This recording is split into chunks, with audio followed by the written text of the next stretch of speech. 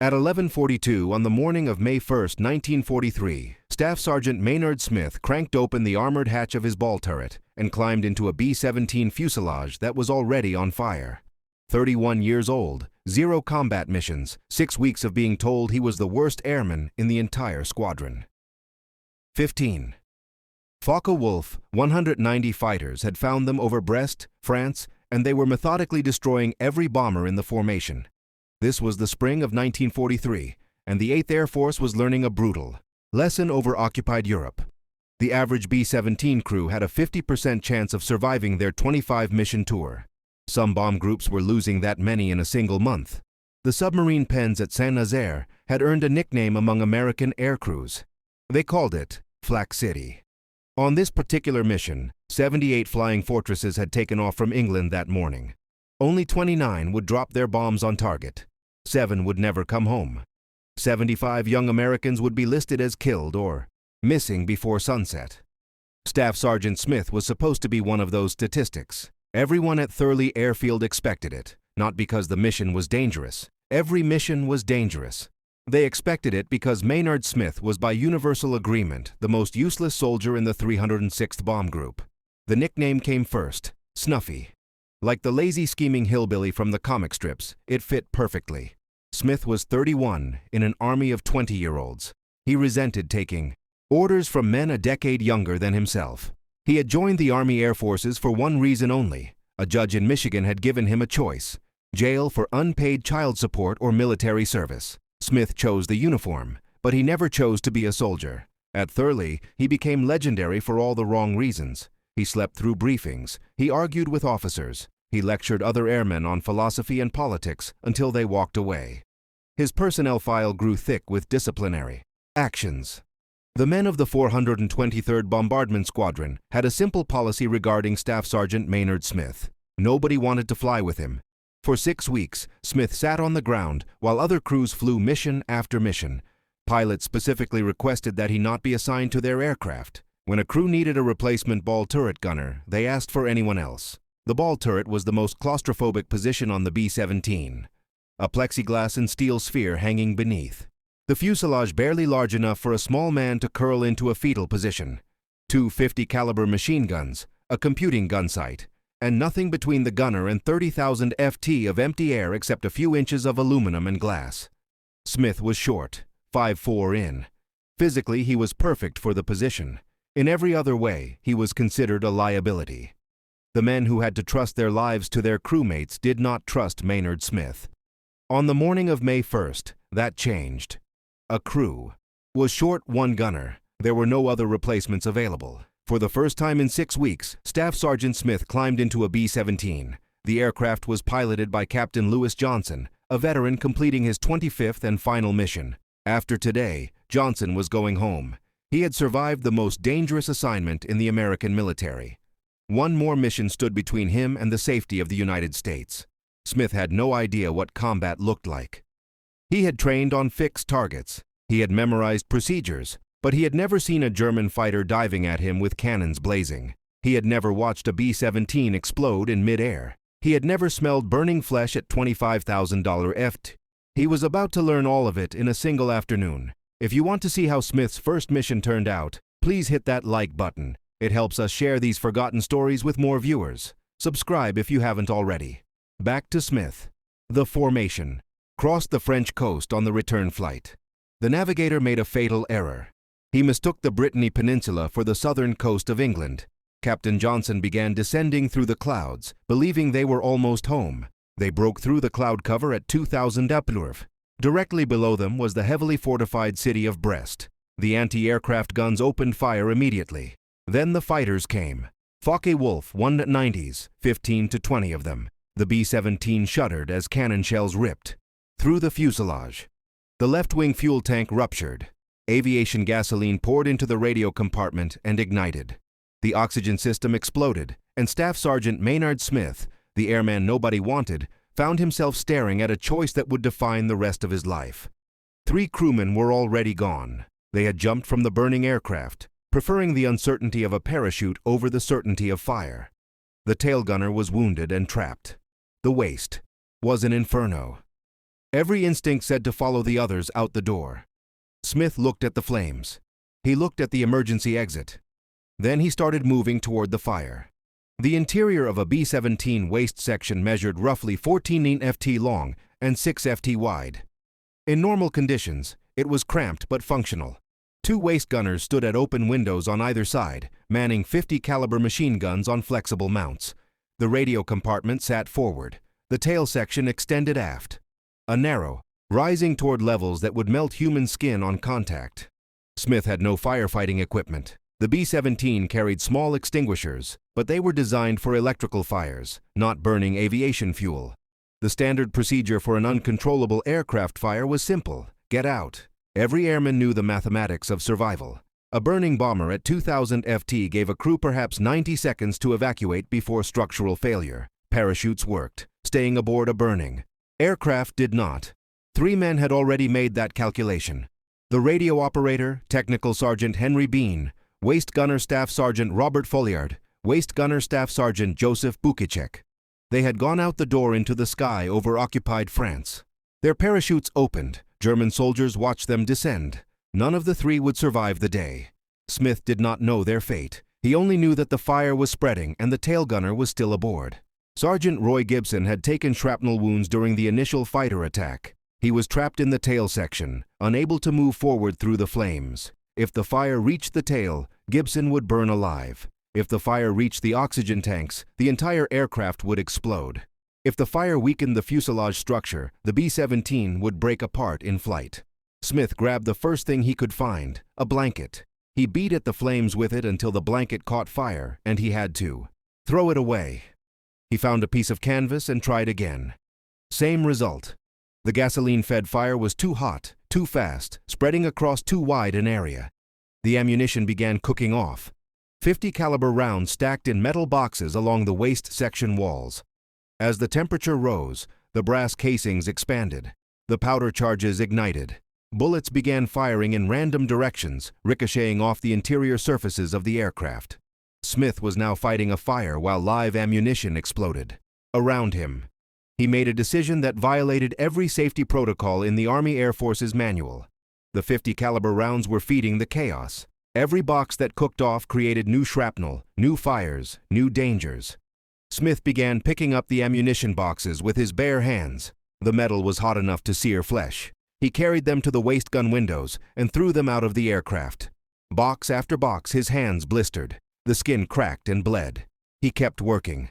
Between ammunition runs, he returned to fighting the fire. He had discovered that the only liquid available was the relief tube. The crew urinated into a funnel connected to a tube that vented outside the aircraft. Smith disconnected the tube and used the contents to douse the flames. When that ran out, he found a fire extinguisher and emptied it. When that ran out, he urinated directly on the burning surfaces. The Focke-Wulfs had not finished. German fighter pilots could see the smoke, trailing from the crippled bomber. They knew a damaged aircraft was an easy kill. They came in for repeated attack runs, cannon shells punching through the aluminum skin, adding new holes to a fuselage already perforated by flak and fire. Each pass forced Smith to abandon firefighting and man the waist guns. He had never fired at an enemy aircraft. His training had involved stationary targets and classroom instruction. Now he was swinging a 50 caliber machine gun at fighters, diving past. At over 300 mph, squeezing the trigger in short bursts, trying to fill the air with enough lead to discourage another attack. Then he went back to the fire, then back to the guns, then back to the fire.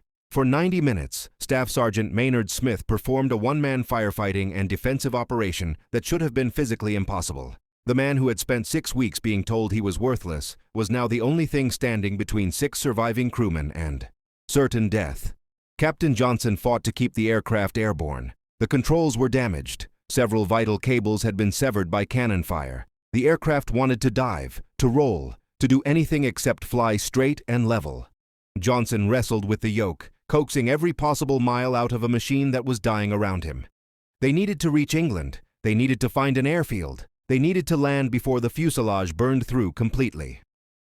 Behind him, in the death, smoke and flame and chaos of the waist section, Smith had finally gained the upper hand. The fire was dying. The ammunition was gone. The tail gunner was still alive. But the English coast was still miles away, and the B-17 was held together by little more than faith and aluminum fragments. The English Channel stretched below them like a gray metal plate, cold, flat, unforgiving. A B-17 that went down in those waters gave its crew approximately 4 minutes before hypothermia set in. Rescue was possible, but unlikely. The Channel had already swallowed hundreds of American airmen in the first months of 1943. Captain Johnson could see the fuel gauges dropping. The ruptured tank had dumped most of their reserve over France. What remained was barely enough to reach the English coast. Maybe if the headwind stayed light, if the remaining engines held together, if the fire-weakened fuselage did not tear itself apart from the aerodynamic stresses of flight.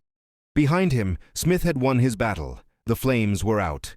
Charred metal and melted wiring covered the waist section floor. The smell of burned rubber and aviation fuel saturated every surface, but the fire was dead, killed by 90 minutes of desperate improvisation by a man who had never been trained for anything like this. Smith crawled aft to check on the tail gunner. Sergeant Roy Gibson was conscious but badly wounded. Shrapnel had torn through his legs and torso. During the initial fighter attack, he had been trapped in the tail section throughout the fire, unable to move forward, unable to help, able only to wait and hope that the flames would not reach him. Smith administered first aid with the aircraft's emergency kit. He bandaged the wounds as best he could. He made Gibson as comfortable as possible in the cramped tail compartment. Then he returned to the waist section and manned the guns again, watching for any German fighters that might have followed them over the Channel. None came. The Focke-Wulfs had turned back at the French coast, unwilling to venture over open water where British Spitfires patrolled. The crippled B-17 limped toward England alone, trailing smoke from a dozen holes in its aluminum skin. The coast of Cornwall appeared through the haze. Johnson began looking for any flat surface long enough to land a 4-engine bomber. The normal procedure would be to return to Thurley, their home base in Bedfordshire. That was impossible. The aircraft would never survive another 200 miles of flight. They needed to land immediately. RAF Predenac sat on the southwestern tip of England, a grass airfield originally built for coastal defense fighters. The runway was short by B-17 standards. The facilities were minimal, but it was flat, and it was close, and it was their only option. Johnson lined up his approach. The landing gear extended. 3 green lights confirmed the wheels were down and locked. He reduced power and let the battered aircraft sink toward the grass strip. The touchdown was smooth. Johnson had flown 25 missions and survived everything the Luftwaffe could throw at him. He knew how to land a damaged bomber. The wheels touched, the aircraft rolled, and for a moment it seemed like the ordeal was finally over. Then the fuselage cracked. The fire had done more damage than anyone realized. The aluminum skin had lost its structural integrity. In the area around the radio compartment, the stress of landing, the weight of the aircraft settling onto its wheels, was more than the weakened metal could bear. The B-17 broke in half just behind the wing root. The nose section slid forward. The tail section ground to a halt separately. Rescue crews who had been waiting at the edge of the runway sprinted toward the wreckage, expecting to find bodies. What they found instead was Staff Sergeant Maynard Smith, climbing out of the shattered fuselage, his hands wrapped in bloody bandages, his flight suit covered in soot and burns, helping a wounded tail gunner to safety. Ground crews counted the holes later. 3,500 individual penetrations from bullets, cannon shells, and shrapnel fragments. The aircraft had absorbed more damage than any B-17 they had ever seen. The fact that it had remained airborne long enough to reach England defied every engineering calculation. Captain Johnson wrote his mission report that evening. His assessment of Staff Sergeant Smith was unequivocal. The ball turret gunner's actions were solely responsible for the safe return of the aircraft and the lives of everyone aboard. Johnson recommended Smith for the Medal of Honor. The recommendation went up the chain of command. Within days, a correspondent from Stars and Stripes newspaper arrived at Thurley to interview the unlikely hero. His name was Andy Rooney, 23 years old, a young journalist who would later become one of the most famous broadcasters in American television history. Rooney found Smith in the barracks, the sergeant with the burned hands and the disciplinary record, and the reputation as the worst airman in the squadron. Rooney listened to the story. He took notes. He asked questions. Then he wrote an article that would make Maynard Smith famous across 2 continents. The story hit the newspapers within a week. The Army Air Forces had been looking for heroes. The bombing campaign over Europe was costing thousands of young American lives. Morale on the home front needed boosting. And here was a story that seemed almost too perfect. The misfit who became a hero. The troublemaker who saved his crew. The man nobody wanted who turned out to be exactly what they needed. Smith was about to discover that fame could be as complicated as combat. Andy Rooney's article spread through the American military like wildfire. The story had everything a wartime propaganda office could want.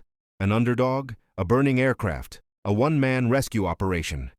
Within days of publication, Staff Sergeant Maynard Smith was the most famous enlisted airman in the European theater of operations. The Army Air Force's public relations machine activated immediately. Photographers arrived at Thurley to capture images of the hero. Smith posed beside B-17s. He demonstrated the ball turret for cameras. He stood with officers who had barely spoken to him a week earlier. The pictures went out to newspapers across the United States. Mothers in Michigan and Ohio and California saw the small man with the burned hands and felt hope that their own sons might survive the war. Radio programs picked up the story. Commentators described the 90-minute battle against fire and fighters. They emphasized the details that made Smith memorable, the man nobody wanted, the first combat mission, the aircraft that broke in half on landing. Each retelling added new layers of drama to an event that needed no embellishment. Smith received mail, thousands of letters from strangers, women proposed marriage, children asked for autographs. Veterans of the First World War wrote to congratulate him. The postal clerks at Thurley had never processed so much correspondence for a single enlisted man. The men of the 423rd Bombardment Squadron watched this transformation with complicated emotions. They had spent 6 weeks avoiding Maynard Smith. They had complained about his attitude, his laziness, his inability to function as part of a team. Now that same man was being celebrated as a national hero. The newspapers called him brave. The radio called him exceptional. The Army Air Forces called him exactly the kind of soldier America needed. The squadron knew a different truth. Smith had been genuinely heroic on May 1st. No one disputed that. His actions aboard the K, burning B-17 had saved lives and demonstrated courage under circumstances that would have broken most men. But heroism in combat did not change the fundamental nature of the man who performed it. Smith remained difficult. He still argued with officers. He still lectured other airmen on subjects they had no interest in discussing. He still believed that his age and intelligence entitled him to special treatment. The only difference now was that he had a Medal of Honor recommendation supporting his sense of superiority. The attention went to his head almost immediately. Smith began signing autographs with a new signature, Sergeant Maynard Smith, CMH, the Congressional Medal of Honor he had not yet received. He told and retold the story of May 1st to anyone who would listen, and the story grew larger with each telling. Details shifted, emphasis changed. The 90 minutes of desperate firefighting became an epic narrative in which Smith played an increasingly central role. Other crewmen noticed the exaggerations, small inconsistencies at first, then larger ones. Smith began describing actions he had not performed, decisions he had not made, conversations he had not had. The core of the story remained true. He had fought the fire. He had saved the crew. But the decorations around that core became increasingly fictional. This was the paradox of Maynard Smith, a genuine hero who could not stop embellishing his genuine heroism, a man who had earned respect through extraordinary actions, but squandered that respect through ordinary vanity. The squadron tolerated him because they had no choice. He was about to receive the highest military decoration the United States could bestow. Criticizing him publicly would reflect poorly on the entire unit. The Medal of Honor recommendation moved through official channels. General Ira Eaker, commanding the 8th Air Force, reviewed the paperwork personally. The evidence was overwhelming. Captain Johnson's report, the witness statements, the physical condition of the aircraft. Every document confirmed that Staff Sergeant Smith had performed acts of valor far beyond what could reasonably be expected of any soldier. Eaker approved the recommendation and forwarded it to Washington. The War Department reviewed the case and concurred. The medal was authorized. A ceremony would be scheduled. For the first time in the history of American military aviation, an enlisted airman would receive the Medal of Honor in the European theater.